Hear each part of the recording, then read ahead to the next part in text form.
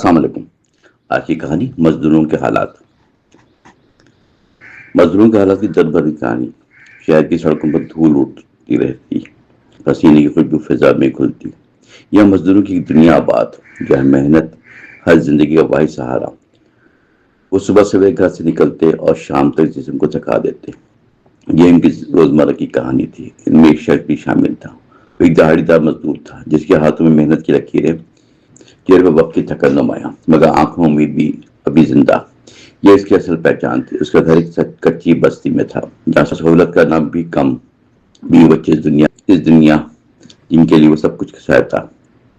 وہ چاہتا کہ بچے پڑھ لکھ جائیں اور اس طرح مزدوری نہ کریں۔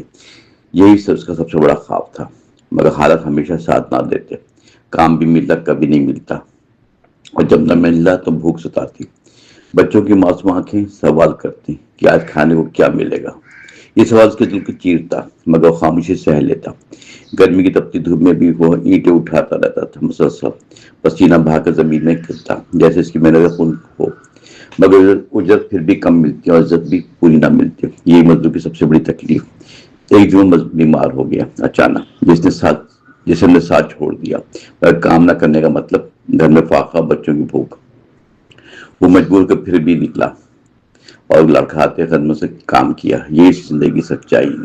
اس کی بیوی بھی فکر میں ڈوبی، مگر کچھ زیادہ کر نہ سکی۔ وہ بچوں کو تسلی دیتی رہی اور شوہر کے لیے دعائیں کرتی رہی۔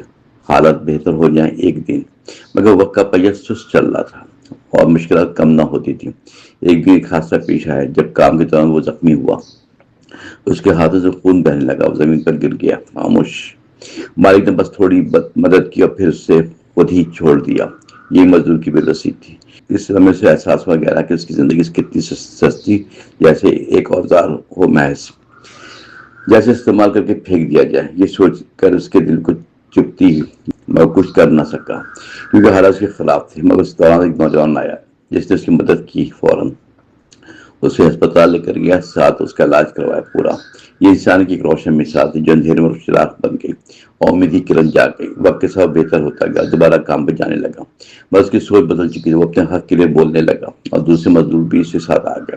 انہوں نے آواز اٹھائی، مل کر یہ اتحاد کی طاقت بنا۔ آہستہ آہستہ حالت بدلنے لگے، اجرت میں بھی اضافہ ہوا اور عزت بھی تھوڑی بڑھ گئی۔ یہ مکمل کامیابی نہیں تھی، مگر ایک قدم ضرور آگے بڑھ رہا تھا اور مزدوروں کو حوصلہ ملا تھا کہ وہ اکیلے نہیں ہیں اس سفر میں۔ یہ کہانی ہمیں سکھاتی ہے کہ مزدور صرف ہاتھ نہیں ہوتے، بلکہ ان کے بھی خواب ہوتے ہیں، احساسات بھی زندہ ہوتے ہیں۔ انہیں عزت و حق دینا ضروری ہے، کیونکہ انہیں سے دنیا چلتی ہے، ترقی کی بنیاد رکھی جاتی ہے۔ یہ زندگی کا سبق ہے کہ محنت کرنے والے کبھی ہارتے نہیں۔ اگر متحد ہو جاتے ایک دن تو ہر مشکل آسان ہو سکتی ہے۔ بس ہمت اور اتحاد کی ضرورت ہے۔ یہی اس کہانی کا اصل پیغام اور یہی ایک بہتر کل کی امید ہے۔